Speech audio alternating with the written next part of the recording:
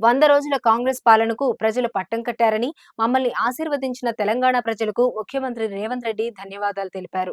ముఖ్యమంత్రి మీడియాతో మాట్లాడుతూ అసెంబ్లీ ఎన్నికల కంటే పార్లమెంటు ఎన్నికల్లో కాంగ్రెస్‌కు ఓట్ల శాతం పెరిగిందని, తమ రెఫరెండంకు ప్రజలు మద్దతు తెలిపారన్నారు. కాంగ్రెస్ గెలుపు కోసం పోరాడిన కార్యకర్తలకు ఈ సందర్భంగా సీఎం రేవంత్ రెడ్డి అభినందనలు తెలిపారు.